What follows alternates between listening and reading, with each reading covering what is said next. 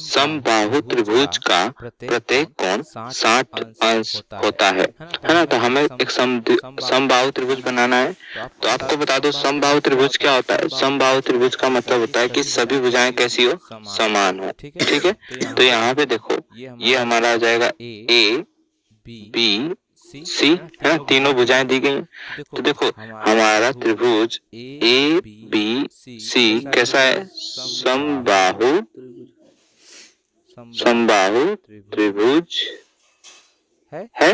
अब देखो समबाहु त्रिभुज होता है तो क्या मतलब होता है कि तीनों भुजाएं ए बी बराबर बी सी बराबर सी, तीनों भुजाएं क्या होती है, बराबर होती हैं। ठीक है, तो अगर हम कहें कि पहली कंडीशन कि ए बी बराबर बी सी, ए बी बराबर ए सी, है ना, ये ए बी बराबर अगर ए सी होगा तो अगर हम इससे क्या कह सकते हैं कि बराबर भुजाओं के सम्मुख कोण क्या होते हैं, दोनों बराबर होते हैं। तो अगर ये दोनों भुजाएं बराबर हैं तो इन दोनों के सम्मुख कोण क्या है, कोण बी और कोण सी, वो दोनों क्या होंगे, बराबर होंगे। तो कोण बी बराबर हो जाएगा कोण सी के। ठीक है, ये कंडीशन 1 आ गई। ठीक है, समीकरण नंबर 1 बोल देंगे।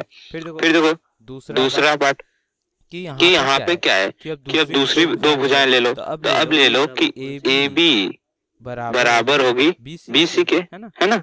तो देखो ये दोनों ले ली, ए बी बराबर बी सी है ना, क्योंकि इसमें तो तीनों भुजाएं बराबर है। तो ये दोनों बराबर होंगी। तो इन दोनों बराबर भुजाओं के सम्मुख कोण जो होंगे यानी कोण ए कोण सी क्या होगा, बराबर होगा। तो यहाँ पे आ जाएगा कोण ए बराबर हो जाएगा कोण सी के। ये हो गया समीकरण नंबर 2। सिमिलरली अब हम लोग क्या ले लेंगे, तीसरी कंडीशन ले लेंगे। बाकी दो भुजाएं जो बची हैं तो कौन कौन सी बची हैं, ए सी और बी सी। ठीक है, अगर ये दोनों भुजाएं बराबर हैं यानी ये वाली और ये वाली, तो इन दोनों के सम्मुख कोण क्या है, कोण ए और कोण बी, ये दोनों भी क्या होंगे, बराबर होंगे। ठीक है, तो ये हो गई तीसरी समीकरण। तो हम लोग क्या बोल सकते हैं, समीकरण 1 2 3 से समीकरण 1 2 तथा 3 से कि कोण ए बराबर कोण बी बराबर कोण सी। ठीक है, ये कंडीशन हमें मिल गई। ठीक है,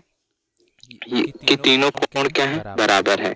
अब तीनों कोण बराबर है, किसी भी त्रिभुज हो उसके तीनों कोणों का माप कितना होता है, 180 डिग्री होता है। तो कोण ए प्लस कोण बी प्लस कोण सी बराबर कितना होता है, 180 डिग्री, है ना। ठीक है, और यहाँ पे आप जानते हो कि कोण ए बराबर कोण ए इधर रहेगा, कोण बी के बराबर क्या लिख सकता हूँ, कोण ए लिख सकता हूँ, क्योंकि कोण ए और बी बराबर है। और कोण सी के बराबर क्या लिख सकता हूँ, कोण ए लिख सकता हूँ, क्योंकि कोण ए और कोण सी बराबर है।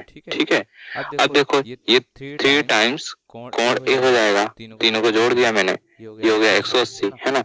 कोण ए बराबर 180 डिग्री बटे में 3, है ना। अब देखो क्या करो, 180 को 3 से भाग दे दोगे तो कोण ए बराबर कितना आ गया, 60 अंश। ठीक है, तो कोण ए बराबर 60 अंश आ गया। तो आप जानते हो कि कोण ए किसके बराबर है, कोण बी के बराबर है, और कोण बी किसके बराबर है,